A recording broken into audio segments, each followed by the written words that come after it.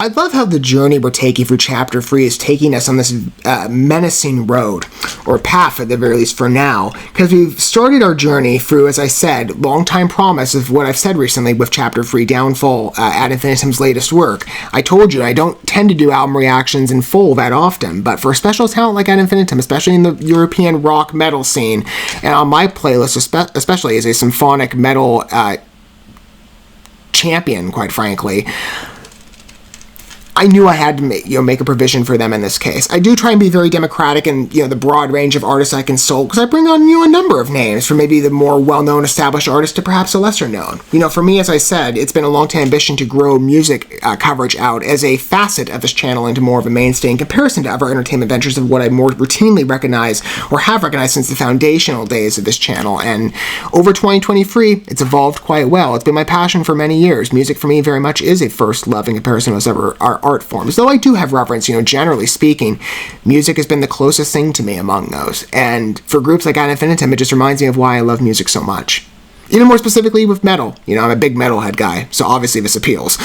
But as I was saying, the journey we're taking thus far for the album, we started, at least as of the party tonight, in fulfillment of my promise I made to you with coverage of the entire album. We started with The Underworld, and we moved on to Ravenous, which was just so beautiful. Just listen to that one.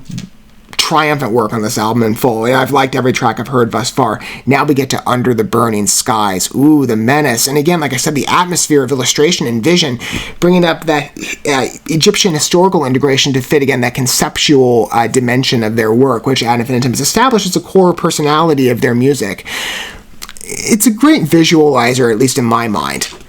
Let's engage with the piece. I can't wait to hear more. Again, I'm enjoying the journey thus far. I knew I would. I took it on faith, at least when I first began Ad Infinitum against consultation of their works on this channel. I knew they'd be a great fit, largely due, in part, to be respectful of the entire band, because they're all excellent performers.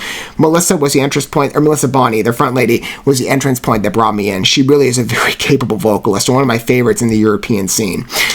So I'm sure her talent, for those of you who are, of course, long-time offenders, maybe advanced in your years, in comparison to me, who started his journey in December of last year, right?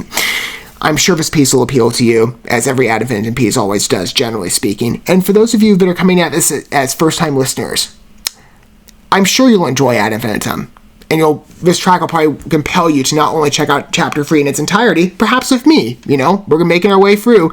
And I've covered the previous 4 singles as well, the release. So the entirety of the album will be available, at least as I'm making this, very soon on this channel for you to engage with if you so choose. Or you can go do it by yourself, right? I've consulted other works as well from their releases, with Chapters 1, Chapters 2, and a couple other releases in regard as well. And I would highly recommend engaging with those albums in full if you have not yet. You will like the journey, I promise you. So, Under the Burning Skies. I'm going to go ahead and pull up the song, and we can engage with this together for the first time and have that collaborative enjoyment experience which I crave with music. It's part of the reason, as I said, with Ad Infinitum, I promised, the full album coverage, because I took the experience with me with Chapters 1 and 2, and it was fun to engage every piece, don't get me wrong, but there's just something about enjoying it with others, even though maybe I can't see you face to face. I've had plenty of great exchanges with you in the comment sections to my videos and the coverage of Ad Infinitum, that it's been a wonderful opportunity to, at least in a semblance, have a feeling that we're enjoying a song together. Ad Infinitum deserves that. I missed that with Chapters 1 and 2. Like I said, as fun as those pieces were in full to consult for myself, I just missed that opportunity that I relished with covering the selection of their works that I did. It just wasn't the same. And so I figured if Chapter 3, I wouldn't make the same mistake twice. And I haven't. And I have loved the opportunity. So, Under the Burning Skies. Let's get the song queued up. And again, if you're approaching my coverage, I say this all the time, of course, so you can forgive the disclaimer if you've heard it before, but if you're a first-time viewer of my work, I try and give complete content to the best extent that I can in accommodating listener taste. And if you're somebody that likes to read along with the narrative of the piece, rather than having to pull up a separate tab on your own, I provide the lyrics in the videos for you, and they'll proceed with the song as we navigate our way through it. So if you would like to read along with the message of the piece, that is an available resource for you. If not, you can just get swept away in the listen, as I'm sure we both will. All right, Under the Burning Skies. Here we go.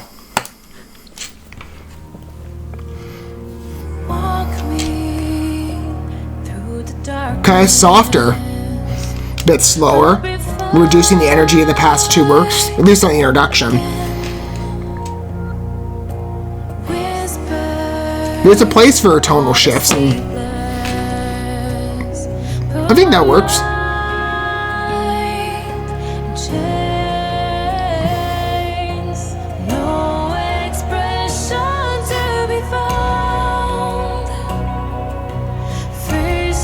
And that INFINITUM can do all styles quite well. There's that background symphony, and I love that. Some strings, great.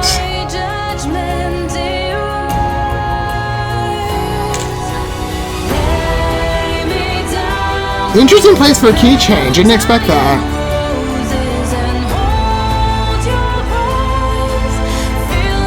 Great visuals.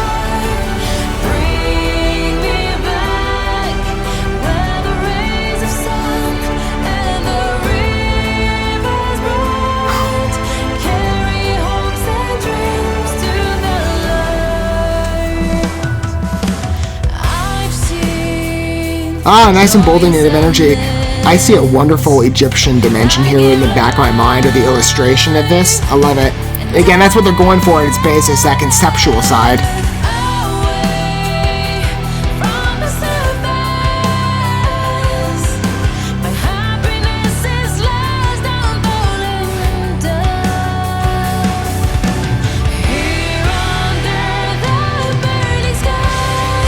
This is definitely more the key that they're sticking up as a mainstay, at least as of this bridge.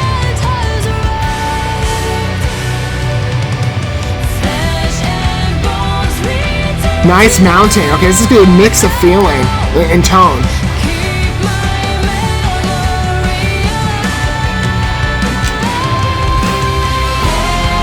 Another key change. Okay, it's like a step pattern. I like that.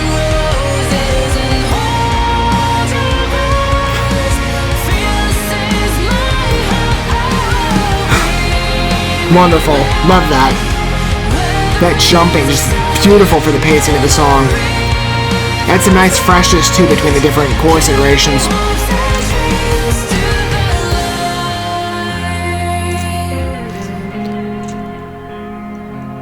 Okay, we've got one more chorus to go. I wonder if there's going to be another key jump. I don't know. That was interesting.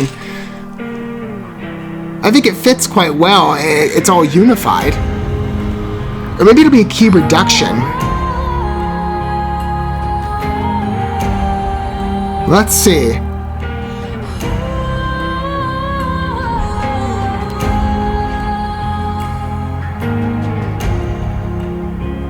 I like how there's a vocal addition there. I think that's definitely a good space for it.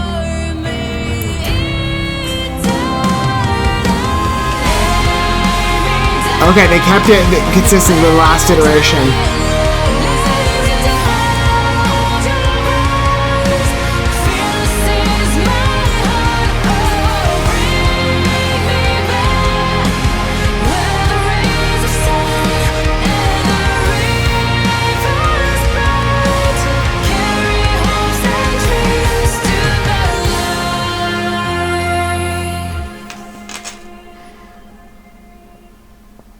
I love the imagery of that piece. It's, you know, sometimes when you experience a song for the first time and you read the lyrics or you just hear the artist singing, you start to get that mental picture of the illustration they're portraying for you, like a painting.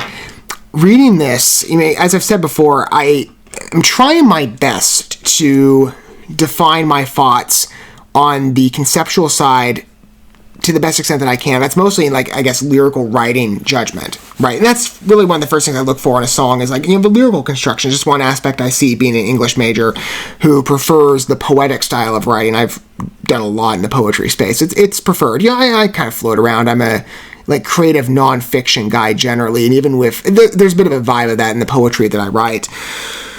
I'm not necessarily sure if you qualify poetry. Some people I separate the fields. Some people might maybe intertwine the two. Creative nonfiction is more along the territory of like memoir, artifact essays, stuff like that. But I don't know. I kind of mix the genres. Anyway, it's a side point. Poetry, for me, it just has such a beauty to it in the illustration. And oftentimes you have poems that come along, especially in historical encounterances, that bring with it a very natural vision of life. And what era was that in literary history? Oh, shoot. I thought it began with a V. Victorian? Maybe Victorian. Hang on, I'm digging here. I'm trying to think of like the literary history period with a heightened sense of the imaginary. Man, I wish I could remember this. I just recently earned my degree, and it's like I should have a better memory of this. I don't know. I'm double majoring, so maybe everything's overriding, especially in the study side. Literary era history. Okay, let me do imagination. I think, no, it's romanticism. That's what it was. Not Victorian. What was Victorian? Was that more, let me see, Victorian. I'm pretty sure I thought the difference was authenticity of vision. Yeah, romanticism, Okay. Yes, so more so the imagination of the nature drive, and the Victorianism, social concerns. Okay. So more of like an authentic, modern, realistic, real-world threshold. All right, that's what, yeah. I was kind of on the right side. But again, just remembering those terms, it's not Victorian. This is very much like a romanticized poem, in my opinion, reading it. It very much imbues that energy to me in a lyrical style. Reading this, as I was saying, reminds me, if I dig back into my history to the best extent that I can, with the Egyptian familiarity that's going back in my grade school days, or even younger. And it's a weird point of entrance, I guess, with the idea. I'll get a judgment of a song in a minute, which, of course, is positive, as always, of Ad Infinitum. Where was it? I think it was in the chorus, yes. The bed of dying roses, rays of sun and the rivers bright, carry hopes and dreams to the light. Very descriptive details, again, like I said, in the imagination, and painting that image for you and conjuring something internally. It reminds me a lot like when I was a kid. I've said routinely on this channel, I come from every piece of content I make, I'm pretty outspoken on this. Come from a Christian background. So for me, I think back with this song to like my early childhood days of children's Bible exposure, and there's so many illustrations at the very least that follow this line, especially in the Egyptian like Exodus book. You'll oftentimes see, well, maybe in other places too, but like the vision here specifically when I think of Egyptian, like not even just necessarily children's Bibles, but like even children's biblical entertainment programming. I don't know, let's sample names. Friends and Heroes, man, that's an old show. Veggie Tales, stuff like that. Yeah, I told you I'm digging. It's nostalgic. Anyway, man, oh boy, I've lived a life. I think of this, and again, like I said, the images of what this piece evokes for me, and broadly speaking, yes, I've read like Egyptian encyclopedias, and stuff like that, but for me, those are the types of illustrations I immediately remember. When I read this piece, that's where I get throttled back to. So again, like I said, I love the poetry of it. It's a very sentimental song, and the tone of it I feel was great. I mean, like I said, in context to the album, this is flowing off of Ravenous. It's the eighth track in the lineup, and the first two are much harsher, right? But Somewhere Better was a softer song, but it's kind of mixed around, I would say, in tone. It still had a bit of an aggressive vibe, and so did this, right? Towards that middle section on the second chorus, you could start to hear it mount. Well, actually, the second verse, it mounted up quite substantially. I love the ladder pattern. Didn't mean that to rhyme. The stepping procession of this song. How again, it's like this systematic unfolding of different key changes. That was really interesting to me. Sometimes I'm very mixed when it comes to tonal shifts like that, especially when it pertains to like last measure ones. And on certain occasions, I like it. And Ad Infinitum has played around with that in the past too. I've liked it there. There's been plenty of other examples as well that I could cite on that note. This song, for me, I liked the stepping pattern to it. It felt integral. It felt intentional. I also liked by the end, again, how they capped it off at sort of that second verse change. I liked that key. I thought it was great, very effective for the illustration of the chorus. Wonderful to listen to, highly engaging. Beautiful work of art, and Melissa Bonney's vocals, as always, are exquisite to listen to. And her vocal pattern here, especially on that transitional phrase between the interlude line of "Come from eternity" into the chorus, loved that feed. Exquisite. As always, this is Ad Infinitum we're talking about. I really have nothing but compliments to throw their way. That's going to be something I'm sure that's going to continue throughout the remainder of the night with, well, technically speaking, in conjunction to tomorrow as well. Again, I'm covering these in a bit of a distorted order because Eternal Reigns, the video debuts tomorrow. So I'm waiting on that, and I started with The Underworld. But because the album's debuted tonight, I figured let's get a head start and enjoy the party early. I live in the right time zone where it debuted about 3 hours early from midnight. Even though we all got it at the same time, I'm like, you know what, I'll take advantage of that, in part so I can help get these videos out faster. And plus, this is ad infinitum, I just want to engage with it immediately. I've been awaiting Chapter 3 all day, the arrival of it, and it's been a treat to cover thus far, and I hope for those of you that are engaging with this, as not only perhaps longtime offenders, I'm sure you'll speak the same language as me on the judgment of this piece and in consideration of Chapter 3 in regard, but for those of you who are approaching this as a first introduction, if it happens to be your situation, I'd love to hear your thoughts down below, and your longtime offenders as well, if you wish to disclose your perspective. I hope this piece was engaging for you in talent. Again, like I said, in the metal scene, generally speaking, there are broad applications of talent in various different groups. I mean, you might not necessarily just have one talent. I mean, some do, of course, but sometimes groups and artists are multifaceted in their capabilities. They might not necessarily just stick with harsher thrash metal rock, which of course I usually engage to more so, but I keep an open door on more melodic, softer, ballad style type stuff. You have plenty of groups that diversify their portfolio. Ad infinitum has done that in the past routinely with their previous works, even though, again, like I said, this is a good mixture, I think, in tone. It's a bit softer and reduced, but it still has that drive with their other work that it feels beautifully unified to the rest of this album. Under the Burning Skies is exquisite. I love the piece. Can't wait to hear more from them. I'm sure many of you will say the same. And we'll continue this journey on going forward next of Architect of Paradise. As I said, I'm making my way for the entire album. So we've got several more tracks to consult. Architect of Paradise is up next. Under the Burning Skies, like all the previous works I've consulted tonight, beautiful to listen to.